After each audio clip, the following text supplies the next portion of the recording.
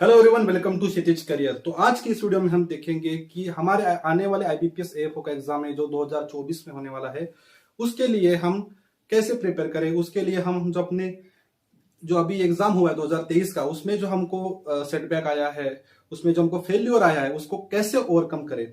इस वीडियो में कुछ आपको इंपॉर्टेंट पॉइंट्स बताऊंगा कि जो आपके प्रिपरेशन के लिए बहुत हेल्प होने वाले हैं। तो सबसे पहले देखते हैं कि आपका जो सक्सेस इस बार नहीं आया, आप जो फेलियर हो गए इसमें, उसके रीजंस क्या है। तो सबसे पहले आपको आपके मिस्टेक्स फाइंड आउट करने हैं। देखिए, अभी जो मिस्टेक्स किए आपको याद है, अभी 4-5 महीने जाने के बाद वो आपके मिस्टेक्स आपको याद नहीं रहेंगे।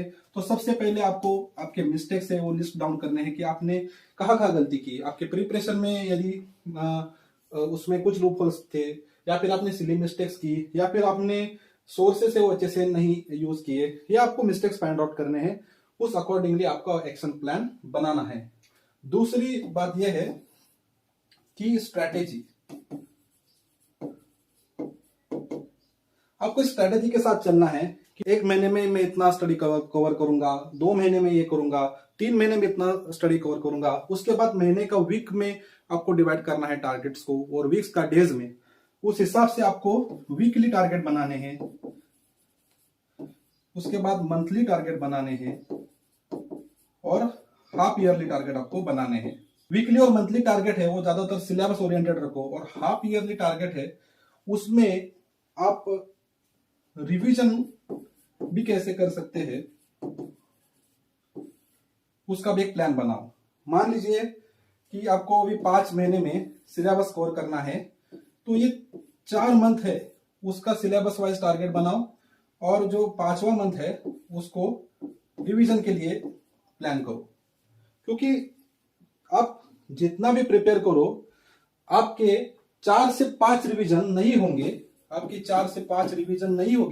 तो आपका सिलेक्शन इम्पॉसिबल है। ये आज लिख कर रखिए। मैं मेरे खुद के एक्सपीरियंस से आपको बताता हूं, और बहुत सारे सक्सेसफुल कैंडिडेट्स हैं, उनको भी आप पूछ सकते हैं। आप कितना भी पढ़ लीजिए, कितने भी बुक्स पढ़ लीजिए, जब तक 4 से 5 रिवीजन आपके नहीं होंगे, आपकी जो प्रिपरेशन है वो कंप्लीट नहीं होगी। कंप्लीट तो नहीं होगी और आपका सिलेक्शन भी नहीं होगा। जितने भी सिलेक्टेड कैंडिडेट्स हैं उन्होंने 4 से 5 बार रिवीजन की है, इसलिए वो सिलेक्ट हो गए हैं। तो आपको भी वही स्ट्रेटेजी फॉलो करनी है। रियलिस्टिक टारगेट,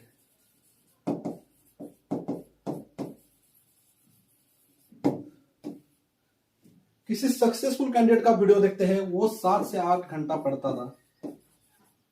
आपने आपका टाइम टेबल बनाया कि मैं 10 घंटा पढ़ूंगा। क्या जरूरत है ऐसे टाइम टेबल बनाने की? यदि आप ढंग से 1 से 2 घंटा नहीं बैठ पा रहे हो एक जगह पे, और आप हिट करेंगे टारगेट 10 घंटे का, तो ये कभी पॉसिबल होगा ही नहीं।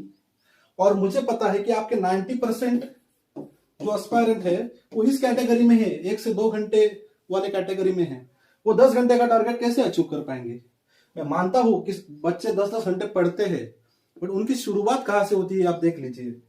तो इसके लिए मैं आपसे बताना चाहता हूं कि सबसे पहले आप अपना खुद का पोटेंशियल देख लीजिए कि आप कितने समय तक मतलब एक कॉन्सेंट्रेट होकर पढ़ाई कर सकते हो। मान लीजिए कि आप 1 से 2 घंटा ही कॉन्सेंट्रेट होकर पढ़ाई कर सकते हो, तो इसका मतलब है कि आपको हाफ एन आवर के आपको 4 सेशन करने हैं दिन में शुरू में।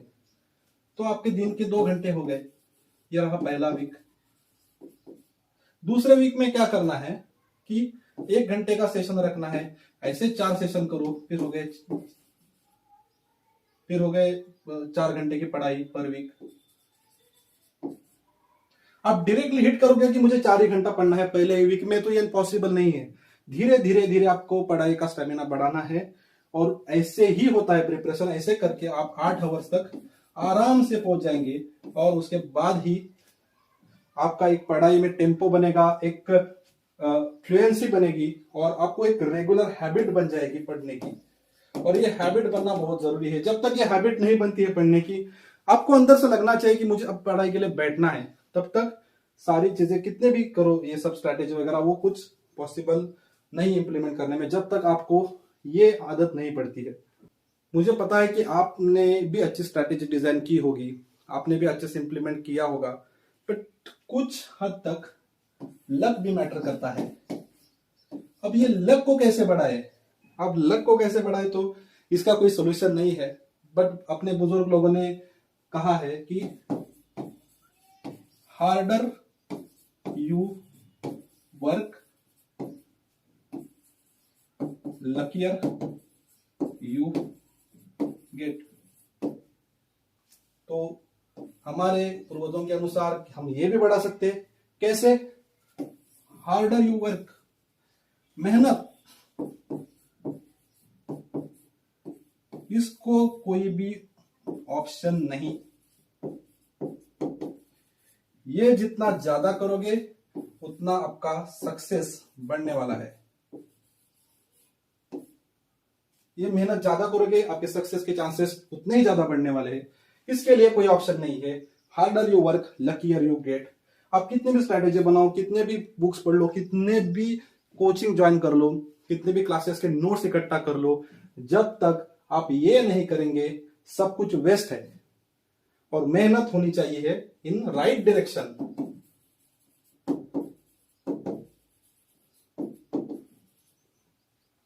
आपकी जो मेहनत है वो सही दिशा में होनी चाहिए। अब सही दिशा में मेहनत का मतलब है, सपोज ये आपका टारगेट है और ये आपका उस टारगेट की तरफ पहुंचने की आपकी जर्नी है। इस जर्नी को डिवाइड करो। ये आपका रिजल्ट है, ये आपका एग्जाम पीरियड है, प्री मेंस इंटरव्यू, और ये आपकी प्रिपरेशन फेज है।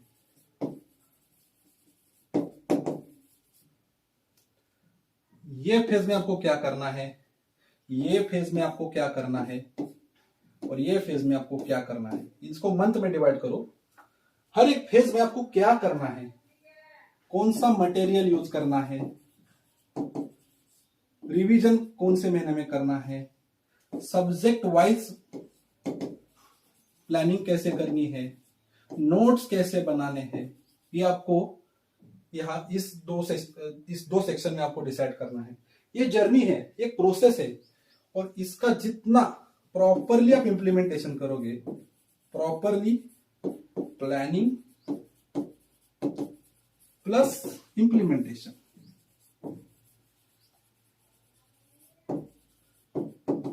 ये जितना प्रॉपरली आप करोगे उतने आपके सक्सेस के चांसेस बढ़ने वाले हैं। सिलेबस डिवाइड करना है, कौन से महीने में कौन सा सिलेबस खत्म करना है। उसके बाद 3 से 4 राउंड आपके रिवीजन के होने चाहिए, और उसके बाद ये जो एग्जाम मोड है उसके कुछ दिन पहले आपको टेस्ट सीरीज भी लगानी है, और इस टेस्ट सीरीज में आपको ज्यादा से ज्यादा मिस्टेक्स करनी है, और वो मिस्टेक्स को आपको एक्चुअल एग्जाम पीरियड में दोहरानी नहीं है। No repetition of mistake.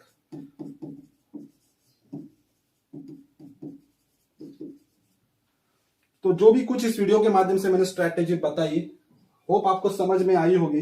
यदि नहीं समझ में आएगी, थोड़ी बहुत कॉम्प्लिकेटेड होगी, तो आप मुझको कांटेक्ट कर सकते हैं। 1 by 1 मैं आपसे बात करूंगा, आपको पूरी समझाऊंगा कि किस तरीके से 2024 का एग्जाम क्रैक किया जा सकता है। यदि इस पूरे सेशन को मैं समराइज करूं तो मैं आपसे यही कहना चाहूंगा कि proper planning, proper implementation, proper efforts in right direction, और उसके लिए बहुत ज्यादा मेहनत, यही आपको 2024 के एग्जाम को क्रैक करके एएफओ बनाने वाली है। और इसमें यदि कोई आपकी शंका है, कोई डाउट्स है, तो आप मुझे डायरेक्टली पूछ सकते हैं। उसके लिए मैं मेरा टेलीग्राम चैनल की लिंक डिस्क्रिप्शन बॉक्स में दे रहा हूं, वहां से आप डायरेक्टली मुझसे जुड़ सकते हैं। इस वीडियो को लाइक करो और चैनल को सब्सक्राइब करो। Thanks for watching this video. Have a nice day.